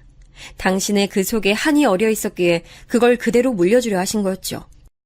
빨래 중에서 몇 가지는 반드시 손빨래를 시키셨는데 임신한 몸으로 쭈그려 앉아 손빨래를 하려니까 정말 죽을 맛이었습니다. 그 외 잡다한 일도 거의 다 제 몫이었어요. 내가 나 처음 시집 왔을 때 당하고 살았던 거 생각하면 지금 네가 겪는 건 세 발의 피 아무것도 아니니까 행여나 엄살 떨 생각은 말어. 아 그리고 이틀 뒤 점심시간에 맞춰서 오는 거 잊으면 안 된다. 아, 네, 기억하고 있어요. 어머님 친구분들하고 그때 모임을 가지시죠? 제가 도움이 될진 모르겠지만 최선을 다해볼게요. 시어머니께서는 시어머니 면 세워주는 건 며느리의 당연한 역할이라고 보셨기 때문에 저는 그 친구분들의 앞에서 활약을 내야 했어요. 시어머니께 최대한 공손하게 굴며 충성하는 모습을 계속 보여주는 게 핵심이었습니다. 그러면 시어머니께서는 우쭐해하셨고 다른 친구분들께서는 시어머니를 몹시 부러워하시는 거였는데 제가 보기엔 연극이나 다름없었습니다. 그런 게 대관절 무슨 큰 의미가 된다고 시어머니께서는 저를 써먹으셨는지 알 길이 없네요. 아무튼 결혼한 지 딱 반년이 지났을 시기에 임신이 됐던 생명은 바로 아들이었습니다. 낳고 나서 제가 기쁨의 눈물을 흘렸네요. 딱 느낄 수 있었거든요.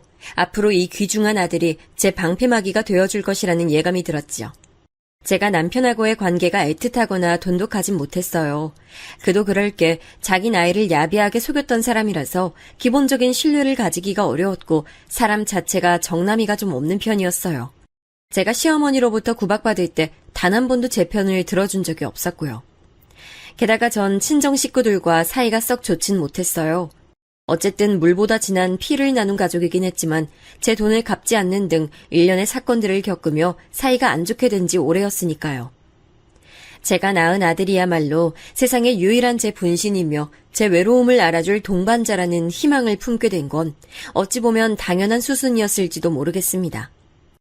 보수적이었던 시댁이었기에 당연히 제가 딸보단 아들을 낳길 바랐는데요. 제가 떡하니 아들을 낳아버리자 집안에서 제 위치가 좀 달라졌어요. 우선 시아버지께서 손자 타령을 자주 하시는 통에 제가 뿌듯함을 느낄 수 있었고요. 시간이 흐를수록 시어머니께서는 이전과 달리 저에게 함부로 막 하시지 않게 됐어요. 제 아들이 커갈수록 그렇게 된 것이죠. 다정다감과는 거리가 먼 남편을 둔 저로서는 집에서 늘 아들을 애지중지하며 아들에게만 집중했고 또 열심히 놀아줬거든요. 그러니 아들 역시 자연스레 엄마 껌딱지가 되어갔죠. 귀한 손자가 자기 엄마만 바라보니 시댁 식구들이 저에게 태도를 달리할 수밖에 없었을 겁니다. 제 아들은 뿐만 아니라 친정 식구들을 상대할 때도 꺼내 보일 수 있는 유용한 패였어요. 예전에 제 돈을 빌려가 놓고선 갚을 시기가 다가오니까 이런저런 핑계를 대가며 절대 갚지 않았던 제 언니. 자기 시댁에서 몹시도 구박을 받으며 살고 있었거든요.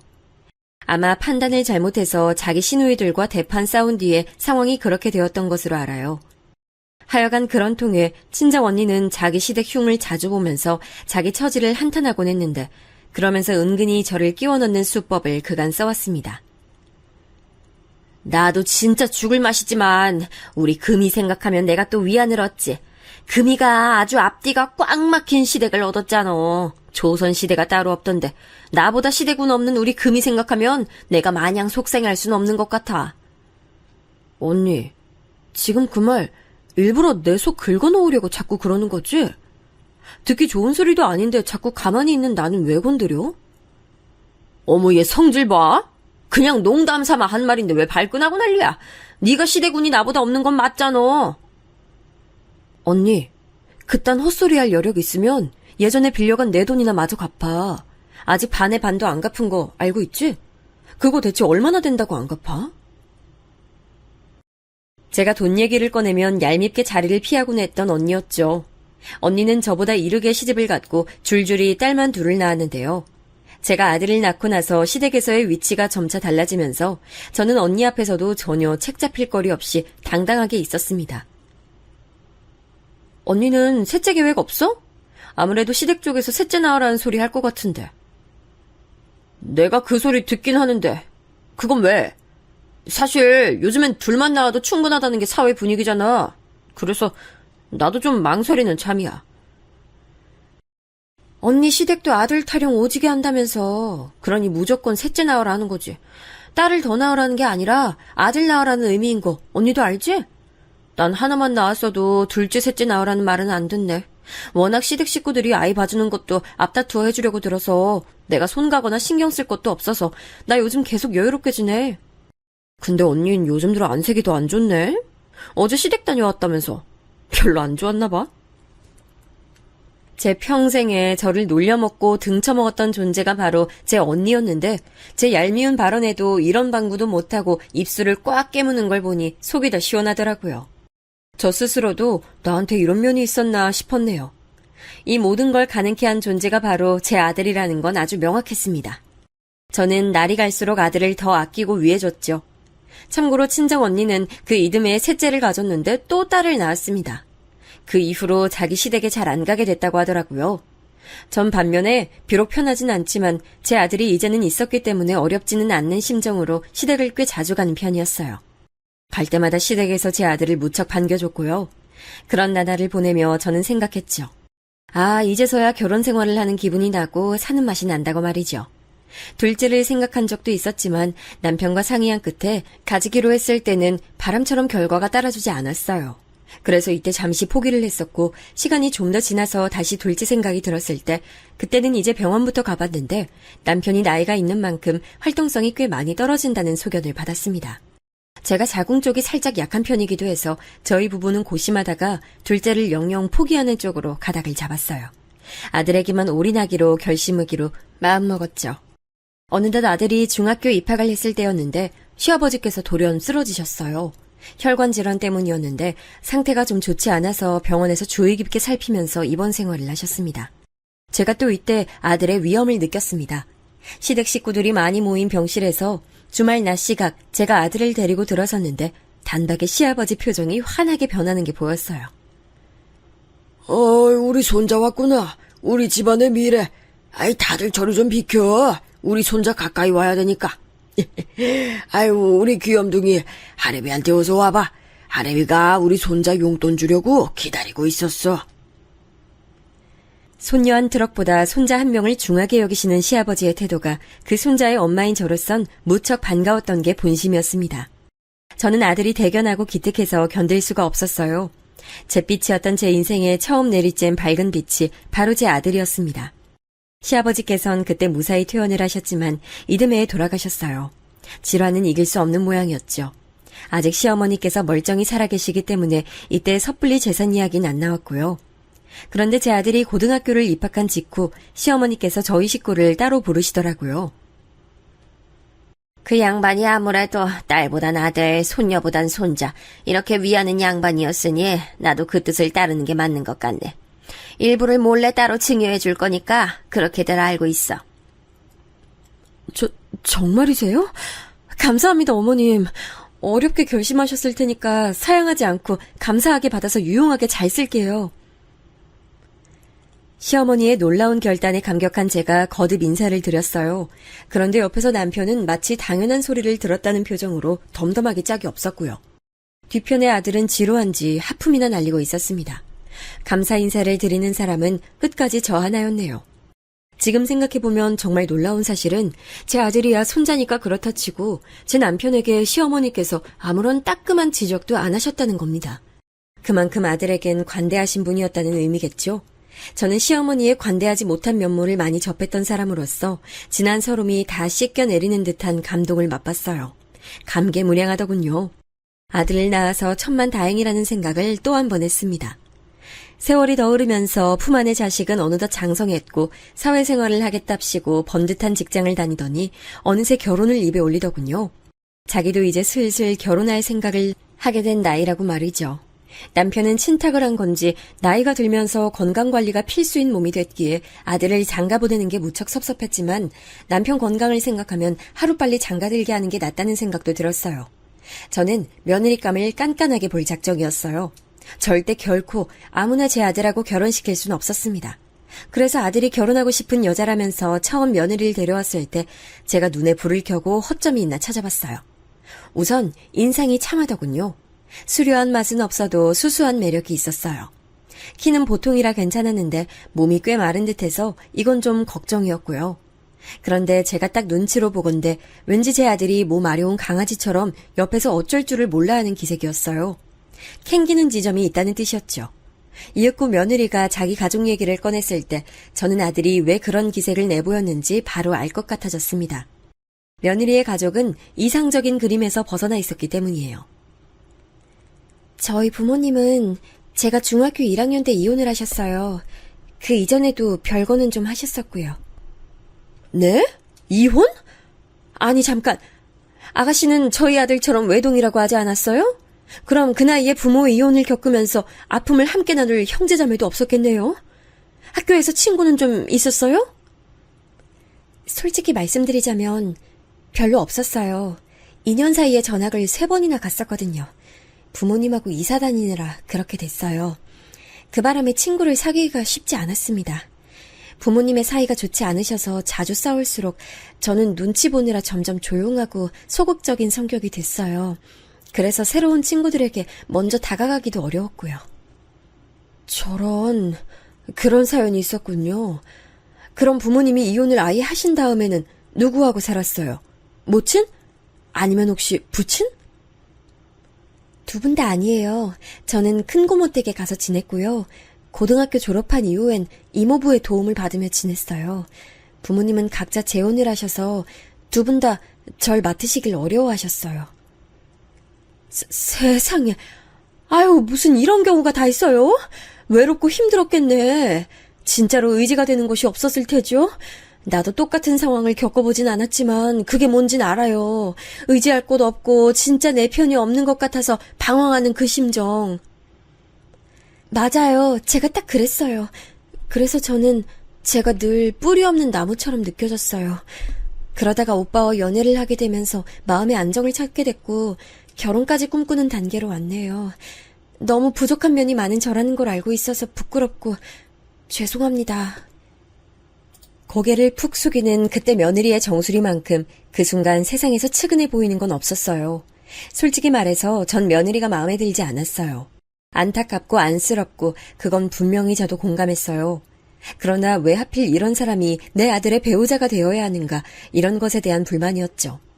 멀쩡한 사람이어도 탐탁지 않을 판국이었는데 가정 배경에 결함이 있는 사람이라니. 게다가 금전 상황도 역시나 여유롭지 못했고요. 하지만 아들이 저를 너무 애처로운 눈으로 바라보고 있었기에 그걸 실망시킬 수가 없었어요. 또한 며느리가 자기를 뿌리 없는 나무라고 칭한 것이 제 심금을 울려서 여운을 만들어냈습니다. 결국 못 이기는 척 허락을 해주고 말았네요. 그때로부터 딱 8개월이 지난 날짜에 결혼식을 올렸어요. 신혼집은 아들이 출퇴근하기 좋으며 제가 종종 들여다보기 좋은 위치에다가 얻어줬고요. 과연 둘이 잘 살지 그저 소꿉놀이처럼 하고 사는 건 아닌지 걱정됐는데 이때 시어머니께서 건강이 확 악화되셨습니다. 이제 가실 때가 되어서 그러신 거였고 별 수 없이 제가 또 곁을 종종 지켜드렸죠. 시어머니를 보고 있자면 옛날 그때 생각이 나서 울컥하며 화가 올라오기도 했고 손자 사랑이 지극하신 분이셨으니 그 점에 감사하다는 생각이 들기도 해서 참으로 애증이 피어올랐습니다. 시어머니께선 예상보다 일찍 돌아가셨어요.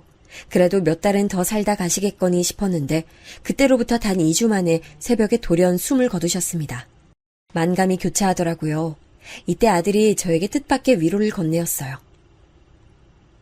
엄마, 옛날에 할머니 눈치 보면서 사시느라 힘들었지? 나 엄마가 왜 그렇게 어렸을 때 내 칭찬 많이 해주셨는지 다 알고 있어. 내가 잘한 게 없어도 자꾸 할머니만 보고 오면 나를 칭찬해 주시니까 이유가 궁금했는데 크면서 자연스럽게 알게 되더라. 엄마, 고생 많았어요. 우리 아들 그런 말들 알 줄 알아? 그때나 지금이나 어쩜 이렇게 존재만으로도 칭찬받아 마땅할까? 그런데 아들, 왜 이렇게 살이 빠졌어? 혹시 잘 못 챙겨 먹어 그래? 아, 내가 워낙 요리에 재능이 없잖아.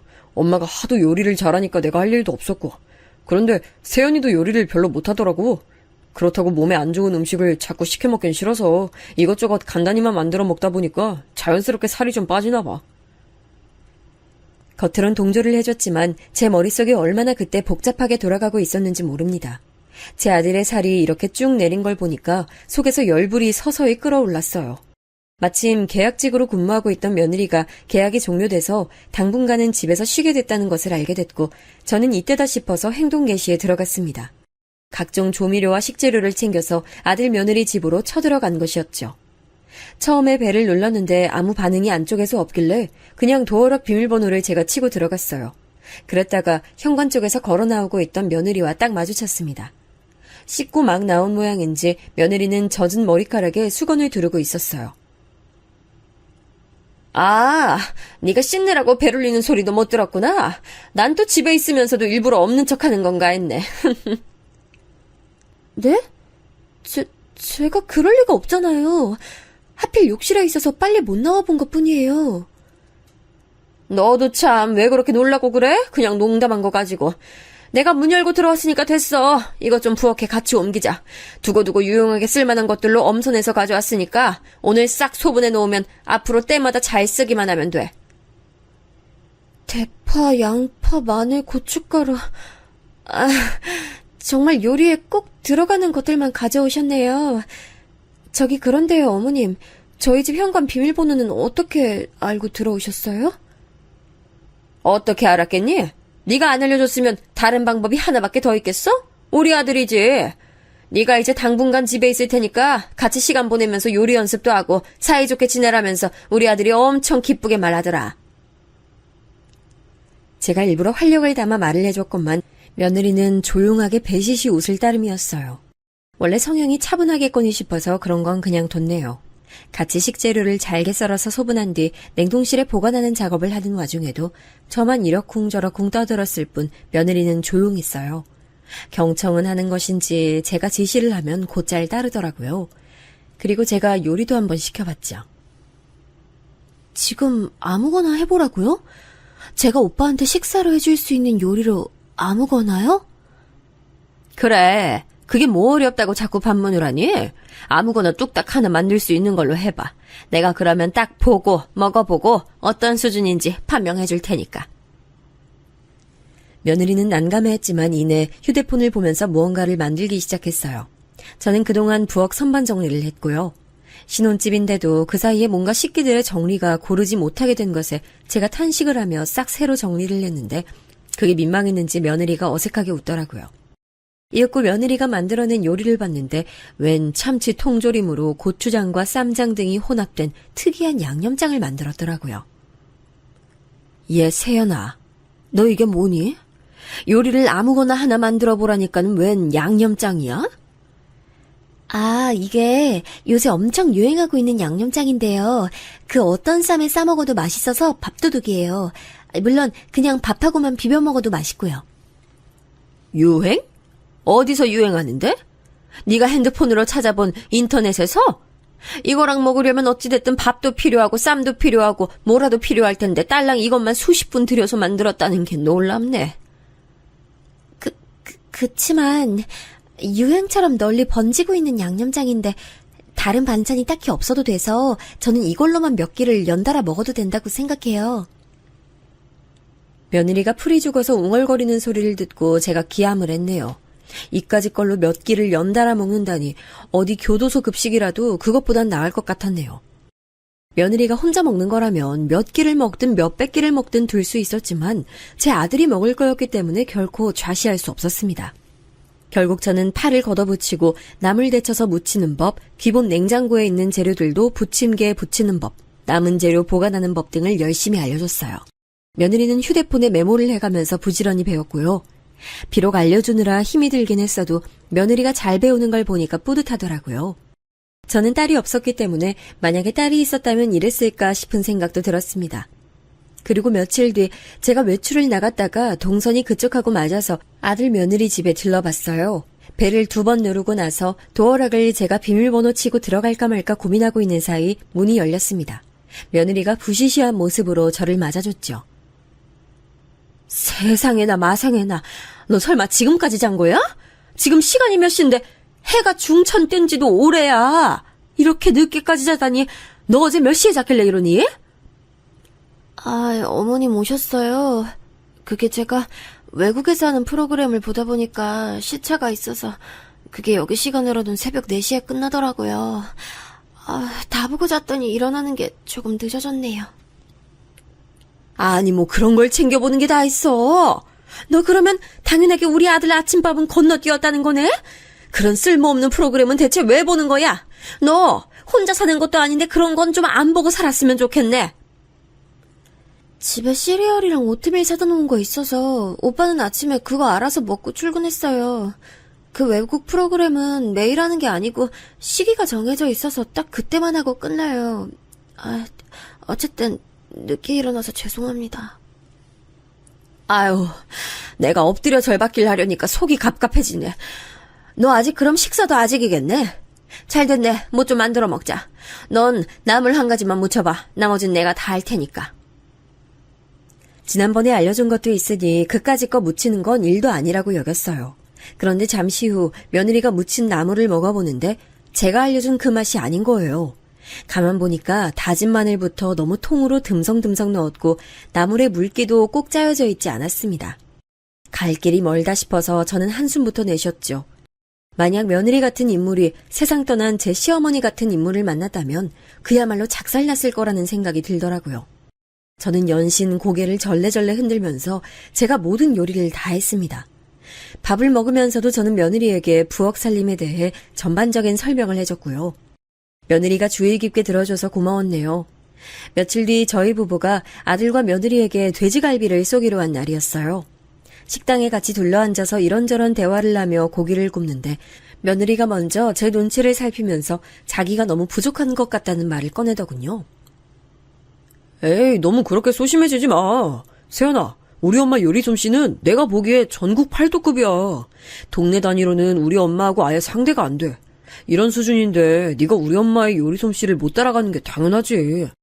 그러니까 따라갈 욕심 부리지 말고 차근히 배울 생각만 해. 역시 어머니가 너무 뛰어나신 거지. 어쩐지 내가 따라가기가 어렵더라. 어머님, 저는 손끝이 원체 야무지지가 못해서요. 요리 솜씨를 따라잡는 건 지금은 힘들 것 같고 메뉴 하나씩 정도로만 배워 나갈게요. 아들이 싱글벙글 웃으면서 말하는데 며느리는 상당히 멋쩍다는 표정을 지으면서 말을 받았어요. 며느리 표정이 어두운 게 마음에 걸렸지만 저는 제 아들이 다정하고 사려 깊다는 것에 초점을 맞추기로 했습니다. 제 길을 살려주는 존재는 역시 아들이 최고였어요. 저는 그 이후로 몇 번 더 아들 며느리 집에 방문했다가 그때마다 며느리의 요리 실력에 갸우뚱하게 됐고 아예 그냥 제가 반찬을 직접 만들어서 가져다 주는 것으로 노선을 틀게 됐어요. 요리에 통달하는 건 나중 일이고 지금은 생긴 반찬을 적극적으로 잘 활용하면서 지내기만 해도 괜찮을 것 같더라고요. 그렇게 생각한 저는 매번 3가지에서 많으면 5가지 종류의 반찬을 만들어 아들 며느리 집에 찾아갔어요. 가짓수는 여러 개로 유지하되 양은 적게 만들어서 최대한 신선한 상태일 때 다 먹을 수 있도록 했죠. 집밥을 워낙 좋아하는 아들은 출근 전 아침과 출근 후 저녁에 제가 만든 반찬으로 밥을 먹으며 만족해했습니다. 일주일에 2번 내지 3번을 꼬박 방문했었네요. 어떤 날에는 간 김에 냉장고 청소도 제가 싹 해줬어요. 이런 굳은 일을 제가 해줘야 며느리가 편해지고 또 제가 하는 걸 보면서 자기도 배울 거라고 생각했죠. 어머나 세상에 이거 막장통 봐봐라. 응? 가장자리에 곰팡이 피기 시작한 거 보여? 그러네요. 막장에 벌써 곰팡이가 필 줄이야. 전혀 예상 못했어요. 모르고 먹을 뻔했네요. 어머님 감사해요. 제가 곰팡이가 보이는 막장을 발견했는데 며느리가 대뜸 그 통을 제 손에서 빼앗아 들더니 싱크대 쪽으로 가버렸어요. 저는 설마 싶어서 그쪽을 확인했다가 깜짝 놀랐죠. 얘, 너 지금 설마 그거 다 버리는 거야? 가장자리에 살짝 그런 거라서 싹 걷어내고 먹으면 되는 걸 그 아까운 걸 다 버려? 아유, 넌 살림을 아직도 조금도 할 줄을 모르는구나. 해도 너무하지 정말. 걷어내고 먹을 수 있는 거예요? 그렇게는 생각을 미처 못했어요. 죄송합니다. 배우거나 본 적이 없어서 상상도 못했네요. 으이그, 네가 보고 배울 만한 환경이 없었으니 그건 어쩔 수가 없었겠네. 아유, 이래서 부모가 제때 자식 교육을 시키는 게 중요한데 가정 환경이 불안정하면 어떤 식으로든 이렇게 티가 나게 돼 있어. 저는 아까운 막장을 떠올리며 혀를 끌끌 찰 수밖에 없었어요. 하나부터 10까지 답답한 점 투성이인 며느리였지만 시간이 지나면 언젠간 달라지고 발전하겠지 하는 희망을 품기로 했습니다. 며느리가 살림꾼의 면모를 갖추게 되고 아들과 사이좋게 잘 지내고 그 사이에서 떡두꺼비 같은 자식만 낳는다면 전 더 이상 바랄 게 없을 것 같았죠. 이미 버려진 막장 어쩔 수 없으니 다음엔 그러지 마. 냉장고 정리도 다 했으니까 난 가마. 땅콩조림은 오늘 내일까지 다 먹어야 하니까 잊지 말고. 넌 음식 가리지 말고 특히나 잘 먹어야 돼. 그래야 아들을 잘 낳지. 이것저것 가리면서 새침하게 굴면 아이도 잘 안 들어서고 낳아도 딸 낳는 거야. 이게 낭설인 것 같지만 내가 보기엔 영 근거 없는 건 아닌 것 같으니까 지키면서 살면 나쁠 거 없잖아. 안 그래? 아들을 낳은 입장으로서 제가 유쾌하게 웃어젖혔는데 며느리는 작게 미소 짓는 것으로 화답을 마무리하더군요. 부디 숫기 없는 이 며느리가 제 아들하고 둘이 있을 때만은 과감하기만을 바랐네요. 속으로 한숨을 쉬며 집을 나섰던 저는 며칠이 지나고 다시 반찬을 만들어서 찾아갔어요. 아들이 이틀 전에 저에게 소고기 장조림을 먹고 싶다고 문자를 보내놔서 그걸 만든 참이었죠. 일단 벨부터 눌렀는데 응답이 없더군요. 그래서 도어락 비밀번호를 치고 들어갔어요. 그러자 안방에서 며느리가 부스스하게 나오더라고요. 또 이 시간까지 잔 거냐고 잔소리하고 싶은 욕구가 턱끝까지 차올랐는데 제가 간신히 눌렀습니다. 식탁 위에 가져온 반찬부터 내려놓고 말했죠. 일단 이거 싹 다 정리해서 냉장고에 넣어놔. 새로 산 락앤락 통들 있지? 선반에서 그거 꺼내다가 양 맞춰서 나눠 담고 예쁘게 정리 시작해. 정리요? 예쁜 정리요? 진짜 귀찮아 미치겠네. 그 애미에 그 아들인지 둘 다 사람 돌아버리게 만드는 재주들이 있네. 뭐라고? 너 방금 뭐라 그랬니? 내가 잘못 들었나? 얘 잠깐만. 너 그거 어디로 가지고 가는 거야? 정리해서 넣으라니까 그거 왜 다 쓰레기통에 냅다 버려? 야! 너 미쳤어? 잠이 덜 깼어? 상상도 못한 일이 벌어졌습니다. 갑자기 며느리가 믿기 힘든 내용을 중얼대며 다가오더니 제가 가져온 반찬들을 쓰레기통에 휙 버려버린 겁니다. 너무 어이가 없고 화가 나서 그 순간 제 머리가 핑 돌더군요. 눈에 힘이 들어가서 며느리를 쳐다봤는데 제가 움찔하고 말았어요. 저와 달리 며느리는 너무나도 평온한 기색이었고 무표정하게 저를 바라보면서 한마디 하더군요. 이딴 거 해달라고 바란 적도 없어요. 귀찮아 죽겠으니까 그냥 가세요. 가시라고요. 너 갑자기 왜 이러니? 사람이 돌변해서 이러니까 내가 어이가 없어서 상황이 안 믿기네? 못 들으셨어요? 가시라고. 꺼지라고. 제발 나가달라고. 제가 무릎이라도 꿇어야 나갈래요? 며느리의 발언에 저는 속이 차갑게 식는 것을 느꼈고 일단 이 자리에서 벗어나는 게 맞다는 판단이 섰습니다.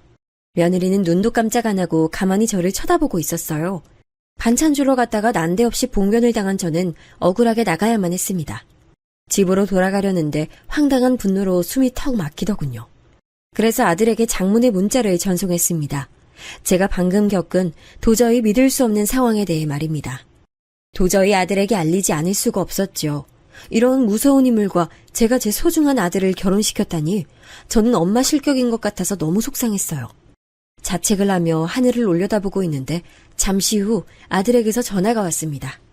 분명 며느리의 만행에 깜짝 놀라서 화가 난 상태일 거라고 믿었어요. 그런데 아들의 목소리가 가라앉아 있더군요. 엄마, 안 그래도 내가 할 말이 있었는데 요즘 회사 일도 정신이 없고 해서 내가 엄마한테 얘기하는 걸 까먹었겠어. 세연이하고 내가 일이 좀 있었거든. 아들, 목소리가 왜 그래? 그럼 둘이 설마 싸워서 냉전 상태였어? 내가 안 좋은 시기에 세연이 심기 건드려서 아까 그 사태가 난 거야? 아니 엄마, 그것도 그건데 근본적으로 세연이하고 내가 싸운 이유는 엄마 때문이에요. 나 때문이라니 갑자기 그게 무슨 소리야, 우리 아들. 엄마 괜찮으니까 머뭇거리지 말고 정확히 다 얘기해줘봐. 나 때문이라니. 나 때문에 부부싸움을 해온 거야? 엄마가 자꾸 집에 불쑥불쑥 찾아오고 집안 활보하고 아무데나 다 뒤적거리면서 참견하고 매번 잔소리 늘어놓고 이러는 것들, 세연이는 그게 너무 싫었나 봐. 워낙 예민하고 섬세한 성격이기도 해서 그걸 부담스러워했고, 난 우리 엄마가 좋은 의도로 그러시는 걸 나쁘게 받아들이지 말라면서 세연이한테 맞서느라 우리가 계속 몇 번 다퉜어. 그래도 나는 어쨌든 사랑하는 우리 엄마 편이라서 세연이가 변해야 한다고 생각했는데 이틀 전에 말다툼하다가 알아버린 거야. 세연이가 스트레스를 너무 많이 받아서 정신과 약 복용하고 있다고. 하마터면 저는 핸드폰을 손에서 떨어뜨릴 뻔했네요. 저로 인해 지난 몇 달간 참고 또 참아온 며느리가 정신과 약까지 복용 중이라는 사실은 엄청난 충격이었습니다. 손이 덜덜 떨려왔어요. 아들이 한숨과 함께 털어놓은 내막. 며느리는 불우한 가정 환경을 겪었던 탓에 자기만의 공간, 안식처 이런 개념에 아주 예민한 사람이었던 겁니다. 그렇기에 제가 며느리만이 온전히 누릴 수 있는 시각에 멋대로 없이 예고도 없이 늘 쳐들어갔던 게 화근이 됐나 봐요. 이혼한 부모 양쪽에게서 버림을 받았던 며느리는 늘 인내하면서 어른의 눈치를 보고 참는 것이 능사라고 익혀왔기에 저와의 관계도 좋게 출발하고 싶어 참아왔던 모양입니다. 이젠 너무 지치고 힘들어서 세연이 다 포기하고 싶은 생각까지도 든다고 하더라. 근데 난 또 세연이가 너무 비약적인 말을 하는 것 같아서 공감이 안 가는 거야. 난 엄마의 사랑만 듬뿍 받고 자라서 솔직히 세연이의 그런 정신적 아픔을 모르겠더라고. 근데 약 먹고 있다고 밝히는 세연이 표정이 정말 세상의 허물을 다 끌어안는 모습이었어요. 엄마, 나 어떡하면 좋을까? 우리 아들, 우선 절대 자책은 하지 말고 우리 아들 잘못 아니니까 다 엄마 잘못이니까 엄마가 해결할 거야. 엄마가 미안해. 저는 속사포처럼 아들에게 대답한 후 도망치듯 전화를 빨리 끊었어요. 아들의 전화를 제가 먼저 끊은 것은 이때가 처음이었습니다. 그리고 아파트 놀이터 구석에 주저앉아 가슴을 치며 오열했습니다. 이날 이때까지 인생을 살아온 저라는 존재가 결국 이 정도밖에 안 됐다는 것. 저도 결혼하고 나서 시어머니 때문에 정말 하루에 10번도 더 죽고 싶을 때가 많았고 남편 또한 그때 도움 하나 안 되는 존재였기에 정신을 놓아버릴 것만 같았는데 그 과정을 지나왔던 제가 며느리에게 똑같이 괴물 같은 시어머니가 되어버렸다는 것. 사이 좋지 않은 친정 식구들을 둔 탓에 피를 나눈 가족에 대한 묘한 갈망과 갈증을 가지고 있는 제가 온전한 가정의 울타리 없이 부유하며 살아온 며느리의 아픔을 조금 더 들여다보지 못했다는 것. 마지막으로 제가 제 목숨보다 귀하게 여기는 아들의 결혼 생활에 제가 오점을 남기고 말았다는 것. 이 모든 것들이 제 안을 소용돌이치면서 절 울부짖게 했어요. 왜 저는 이다지도 단편밖에 못 보고 사는 인간인 것인지 스스로가 너무 옹졸하게 느껴졌습니다. 이 서글픈 죄책감을 어떻게 해야 현명하게 털어낼 수 있을지 모르겠어요. 며느리와 허심탄회한 대화를 나누어 보고 최대한 며느리가 원하는 쪽으로 제가 맞춰줄까 싶은데 이것 또한 저의 오판일까봐 겁이 납니다. 이 상황에서 제가 어찌해야 가장 현명한 길을 걸어갈 수 있을까요?